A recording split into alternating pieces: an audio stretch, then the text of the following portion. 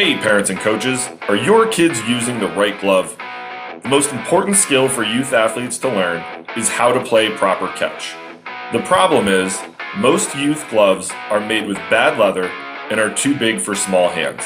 They actually make it harder to play catch. That's why former Major League Baseball shortstop Kevin Smith created Cali gloves. Cali gloves are crafted from 100% Japanese kip leather and are the perfect size for kids. All Cali gloves come with palm slits, finger loops, and elastic wrist lacing that encourage proper hand placement, the right closing patterns, and give kids more confidence to go make plays. Cali gloves even allow parents to break in the glove without stretching out the fit. It's the glove Kevin wishes he had growing up, and the glove all his teammates want for their kids. Visit caligloves.com to learn more and help your kids play better catch. That's Cali Gloves, K-A-L-I gloves.com. Welcome to this week's edition of In the Clubhouse with EMD Baseball. I'm Andy Kirikides, joined by my wonderful co-host, Keith Glasser. How we doing? Great. How are you? Good. Today's topic, we're going to talk about decision timelines. We're entering a period of time where young men, and if you're getting recruited for other sports, young women as well, are likely in a position where you got to start making some decisions if you're getting recruited. I think there's a little bit broader conversation than that, but me and you had been talking about this recently, that at a certain point, the timelines are going to be dictated by coaches, specifically this time of year. So want to kick it over to you for some opening thoughts here and see where this one takes us. Sure. I'm scrambling because I wrote down that we were doing something different first. Let me get my thoughts in order. Yeah, the timeline thing, and obviously this is a little bit relevant to what we do with our clients, right? But I struggle sometimes with the recruiting landscape in some regards when there's deadlines placed upon student athletes to make a decision. And I struggle in regard of the timing of it, right? So, sometimes I wonder, like, what's the rush in July when you have 48 to 72 hours to make a decision? And, each program runs their program their own way and how they want to do it. And there's literally nothing wrong with it. I just, for me, I never used them, and it just didn't really, it wasn't a tactic that I would employ. But that said, as you get later into the year and into the recruiting cycle, there's programs that are making decisions that they need to know whether or not you're in or out. You get into September, October, November, and they extend an offer, they're going to want to know in a rather expedited time frame because you're the guy it is that they want.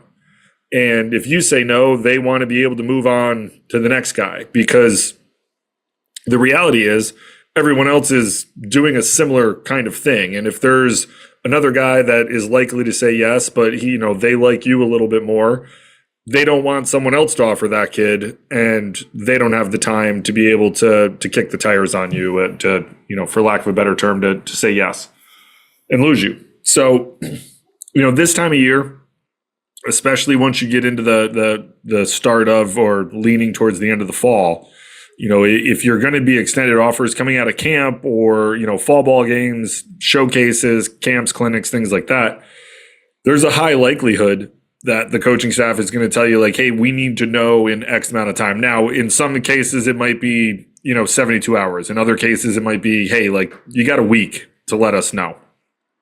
Not that we need to, really rush it, but like, we do want to move on this. And if, you're not going to, if we're not your number one, you're not going to come here. Like, we would like to know so we can move on too. And it also is the right thing to do, right? Like, if you don't want to go there, and you want to roll the dice on other places, then you say no and move on. So, you have to weigh all those things, but the deadline thing to me, I waffle on it. I understand it. I get it. I am fully understand why coaches and staffs use it for their programs. But, I think for me, it's a lot more easy to wrap my head around later in the process than it is a little bit earlier. But again, it's up to each and every individual coaching staff and how they run their program and how they do it. But I think the key takeaway is just that you're, in the recruiting process as a student athlete, you generally are not going to be able to dictate your time frame, right? And I should add too, Andy, that even like, let's say you get extended an offer in April, right? Like they saw you in the fall, they really liked you. You came to a winter, a March camp, they really liked you. They saw you play a couple games in the spring, one or two, and at the end of April, May, they extend you an offer. That offer also, like, they might tell you, hey, like, you don't need to make a decision now, but they very well can come back in June or July and be like, hey, man, like, we need to know in like a week, because the longer it's out there, we're missing out on some other guys that we like too. So, and you have to make that decision. Do I say no to this school and pursue the path with some of these other schools, or is this my number one and do I make a decision? So, I would never say that there's an indefinite timeline on getting an offer and, having it forever. It's just going to depend program to program how quickly you're going to have to decide. Some it might be 3 days, some, it might be a couple months, but there's going to come a point in time where that program is going to come back and say, hey, we need to know in X amount of time. And I think there's a distinct difference. Like if you're offered in April and then they come back later on and say like, hey, we need to know, like you're not deadlined, right? Like you've had that offer for a very long time. The deadline is more like ring, ring, hello. Hey, we're thinking, we really want to offer you, but, we're going to offer you a spot on our team and in our school, but we need to know in 72 hours. Like that's a deadline, not like ring, ring. Hey, we want you on the team. Let us know when you want. And then ring, ring, call you back. Hello? Yeah, you've had this for 6 months. Like, we got to make a decision. So I think there's a distinct difference there. And I suppose you could call it a deadline, but I would not put that in that box in what we're talking about right now. Does that make sense? No, it does. It makes complete sense. And I think the big thing here is that, like many of the topics that we talk about, there's no like blanket statement of how these programs are going to handle it. And to your point, the time of year is going to dictate quite a bit of it as well. As like, take example, like go backwards for the 2026 class. To your point, if you get offered in April, they're probably not deadlining you. But there's going to come a point where they're going to say, yeah, you need to make a decision. Some other schools will go kind of down the route of, hey, we're not pulling the offer, but we've got 3 spots left for pitchers. There's an offer out to you and one other guy. We're going to start offering this to other people. And once we fill those spots, we're moving on. And, for me, as somebody who's been in that position as a coach, I don't have any issues with that at all. I actually think it's a really good way to operate where, you give a kid time, you get to know them, you make that offer.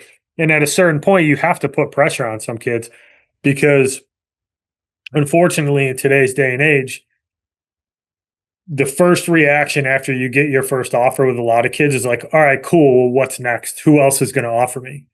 Instead of like really truly evaluating like what's the best fit for me. And the first one oftentimes is the best fit. It's the school that likes you the most. It's the school that wanted to get in, felt is comfortable enough to extend that offer. But as you get later into the process, right now, end of September being a good time is if you get an offer now, don't expect to have weeks or months to make a decision. It's totally reasonable for a coach on September 29th to make an offer and say, hey, Keith, love to have you a part of what we're doing here. You got a week to make a decision. This time of year, coaches don't have time to wait because if they're trying to fill their last catcher spot or their last arm spot, you're either in or you're out at this point. So, if you're in a situation where you have to sort through a lot of different schools, great. It's not the reality for most kids. But at some point you have to make a decision. And I think the big takeaway from this conversation is you have to be ready to say yes because you've done your homework. You've had those conversations, right? You've talked to some people that you trust. You've seen everything that you need to see. You've met the coaches. You've been on campus. The academics line up. The finances line up. Like if you have all your information, you have to be ready to say yes, but you also have to be willing to say no, right? And that's the hard part is that kids don't want to say no because they don't want options to go off the table. But you're going to have to say no to somebody most likely. And if a coach does deadline you, right? If a coach comes to you in June and says, "Hey, man, we saw you, we loved you, you've been on campus, you got 72 hours to make a decision," you have to be willing to walk away from that offer if it's not the right one, and that's hard sometimes. Because you don't want to have the like, wow, what if I had just taken that offer kind of conversation? But you got to put yourself in a situation to say yes, and you got to be comfortable enough to say no if it's not going to be the right fit. And I think that's what people struggle with sometimes is they haven't done the homework to put themselves in a situation to make a decision one way or the other, and you end up wanting to try to kick the can out down the road. So you need to start having these conversations early. If you're getting recruited by 2 or 3 or 4 different schools, you should be talking about those schools as if they're going to offer you so that when the offer comes, you're in a position where you can make a decision and you're not getting caught off guard. Right. And I think that's important to constantly evaluate. Like, I've got these 4 schools. I've seen 3 of them. So-and-so is my number one. If they offer, I'm going there. Or I like 3 of them. Here are the pluses and the minuses. It's going to come down to the size of the offer for me to make a decision. Like you got to be evaluating that type of stuff. And you got to recognize that at a certain point, there's going to be some pressure put on you to make a decision. And you can't let it catch you off guard because you have to understand that, one, there's plenty of good players out there. There's no shortage of good players to go play college baseball. And 2, these coaches need to do their jobs. And moving on from a potential recruit is part of the process for us. Either that player says no, or we say, "Hey, man, we're going in a different direction because, you've seen everything you need to see. You don't want to be here. That's fine. We're going to go find somebody else." Yeah, and I think that that's the mindset that a lot of coaches have relatively quickly, right? If you've had an offer for 4 months and you haven't made a decision yet, then most coaches are in the process of moving on to somebody else. And, if you end up committing, awesome, but they've kind of, it's a catch-22. Like you're super excited that the kid committed and you're not, you didn't have to quote unquote deadline them or tell them that like, "Hey, we're going to start offering other people. We don't know if there's going to be a spot." Maybe you end up with some, 2 really good players instead of 1. But that's just a reality. But I think you hit the nail on the head where, as you start getting offered from colleges, like you need to have you need to evaluate them as they're coming in, and the reality is you only need 1, right? Like you just need 1 to go play college baseball. But if you're lucky enough to be able to have multiple, like you need to be entertaining what those offers and evaluating what those offers are going to do for you, right? Because if you get into that slippery slope of just trying to accumulate more offers, like that's going to do something. And in some regards, I would argue that, yeah, it does, right? Like there's some confirmation bias in there. Like, yeah, we're on the right kid, blah, blah, blah, blah, blah. If all these programs are in, then like, yeah, we're on the right kid.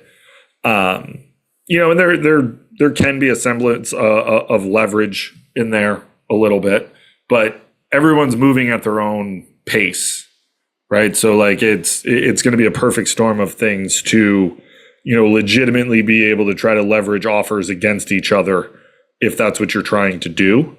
But that would my advice would be like, that's your 1 and 1A, right? Like not your school I don't want to go to and my number one school.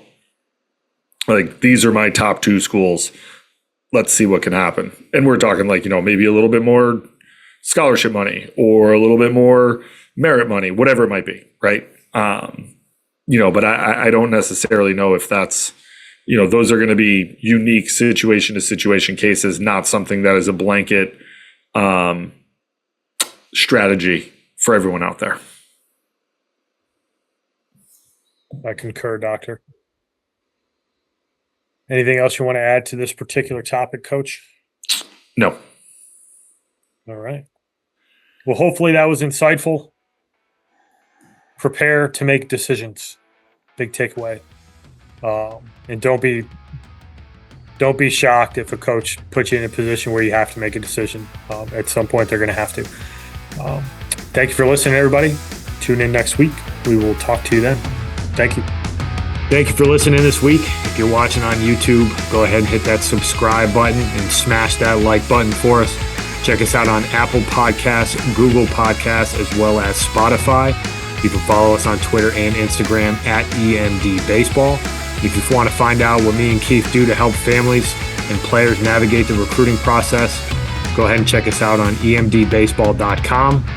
Take a few minutes to check out our new online academy. I promise you'll get some good information out of that. Thanks again for listening. Check in with you next week.